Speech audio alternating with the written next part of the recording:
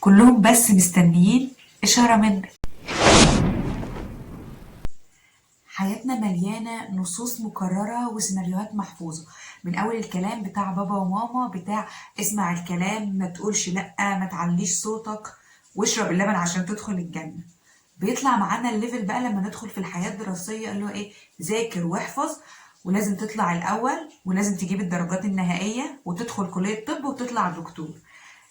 ويا ريتها بتخلص على كده، لا بالعكس، دي بتزيد معانا كمان، نبتدي نسمع كلام اللي هو بقى نوعية ظل راجل ولا ظل حيطة.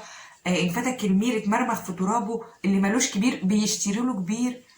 وتوصل معانا لدرجة ان شيخ او كاهن او راجل دين يقول لنا كلام معين نتلقنه عشان ندعي بيه ربنا، مع ان الطرق لربنا يعني سبحانه وتعالى مفتوحة قدامنا ومش محتاجة، وفي مليون طريقة نقدر نوصل بيها لربنا. عشان كده احنا في حاجة ان احنا نخرج عن النص، نخرج عن الشيء المألوف. حاولنا كتير نخرج بس ساعات بنرجع تاني. علشان كده هاخدك في تجربة جديدة من نوعها مع دكتور محمد طه، اللي عمل لنا كتاب بنفس اسم الحاجة، وهي الخروج عن النص، عشان نشوف نفسنا بتفاصيلها وخباياها، ونشوف اللي حوالينا بطريقة جديدة ومختلفة تماما، ونشوف علاقاتنا بشكل سليم ومنظور صحي. الفيديو ده هيساعدك انك تتغير فعلا عن طريق ان احنا هنتكلم فيه عن الكتاب.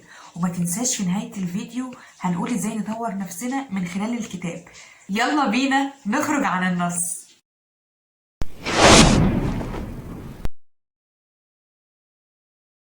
جسمك هو البيت اللي بتسكن فيه نفسك وروحك، اللي هي المكان اللي بيسكن فيه مشاعرك وأفكارك ودوافعك وسلوكك. وزي ما جسمك ليه حرمة، روحك كمان ليها حرمة. ازاي الكلام ده؟ ان احنا ما نخليش اي حد يقرب من حدودنا النفسية من غير ما يستأذن. الحدود النفسية دي من حقي انا اللي اكون حطاها، فلازم يكون في مساحة بيني وبين اي شخص.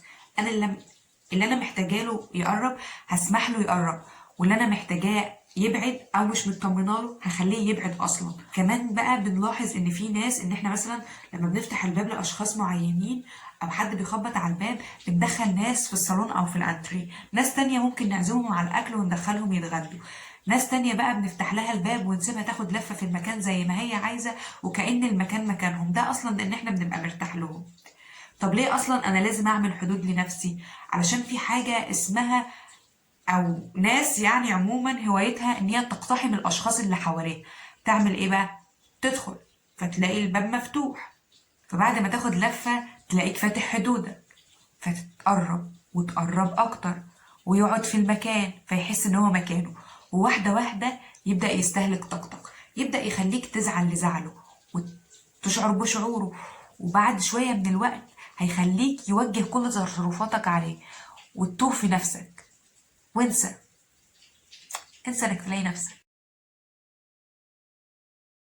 بقى اطمن على حدودك، وراجع المسافات اللي بينك وبين الناس. شوف مين موجود فين، ومين قريب، ومين قريب قوي، مين قريب لدرجة الخطر، مين مقتحم، مين مستحوذ، ومين محتل، ومين بيبص في الدم، ومين ليه التعديلات اللازمة.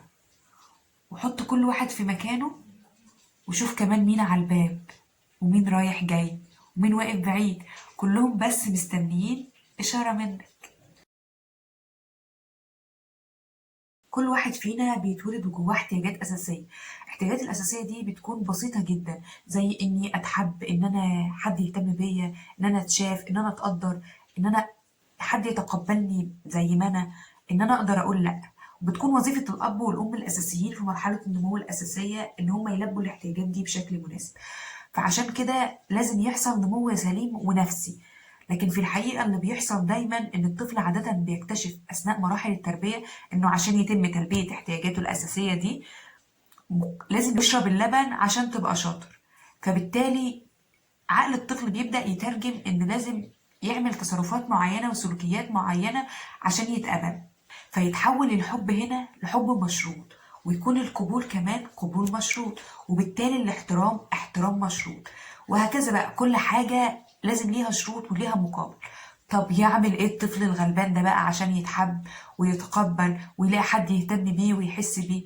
يعمل حاجة صعبة جدا، هي انه يضطر يدفع الثمن، انه يرضى بالمقابل. فيقرر الطفل في سن معين النظريات والأبحاث بتقول إنه حوالي 5 سنين إنه يعمل عملية تجميل لنفسه. أيوة، عملية تجميل. عملية التجميل دي عشان يناسب الوضع المحيط بيه، يعني يعدل نفسه ويظبطها على مقاس اللي حواليه، علشان ياخد منهم بس بعض الحب وشوية اهتمام، وربما يعني شوية احترام. قرر الطفل ده إنه ما يكونش نفسه اللي اتولد بيها، يقرر يكون النفس اللي هما بيطلبوها منه وعاوزينه يسمع الكلام فيسمع الكلام، ما يقولش لأ فمش هيقول لأ، ويبطل يوجع دماغهم، هيبطل يقول لأ ويبقى مؤدب. عاوزينه ما يكونش تلقائي، هيحولوه لآلة صماء بكماء.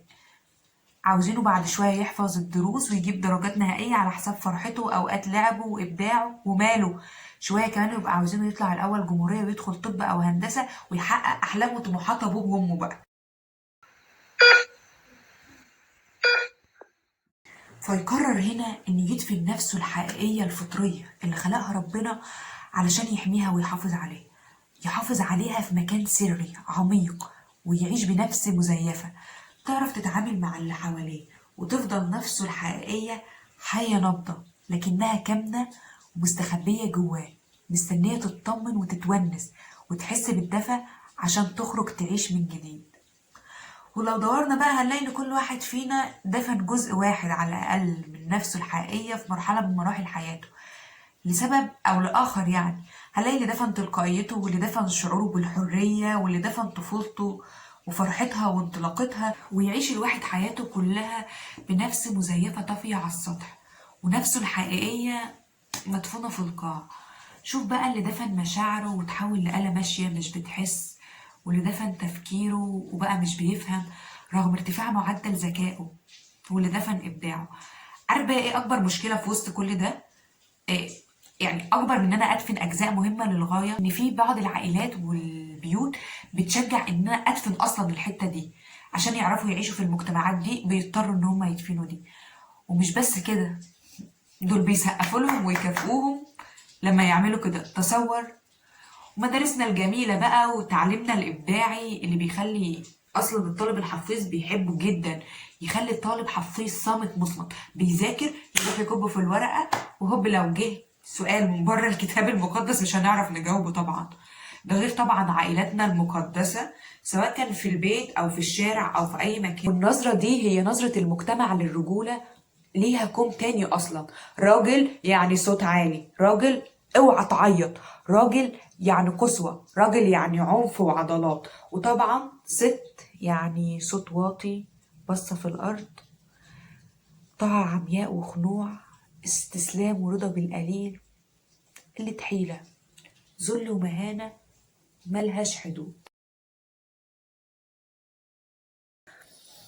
خد نفس عميق واسمعني كويس. تعرف ايه اللي يخلي نفسك الحقيقية اللي اتدفنت تطمن وتتونس وترجع تاني للحياة من جديد؟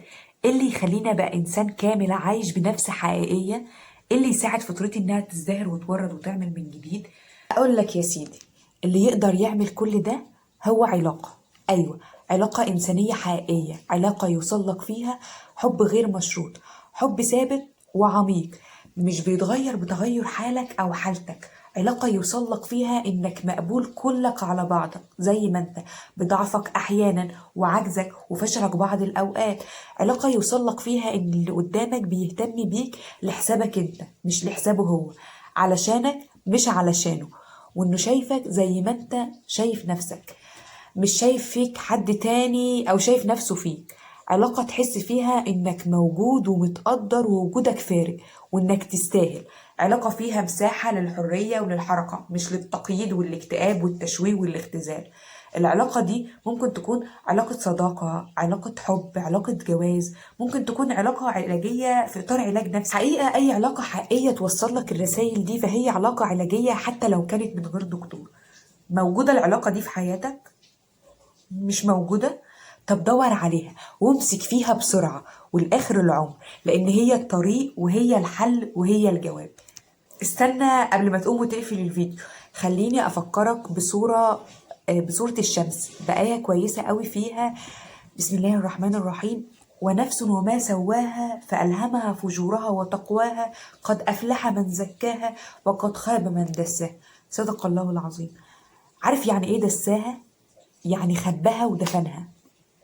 اعتقد الصورة وضحت والرسالة وصلت كده. خلينا أفكرك في النهاية بأهم الحاجات اللي عرفناها. تحديد المسافة بينك وبين أي حد حق أصيل ليك زي ما هو حق أصيل لكل الناس.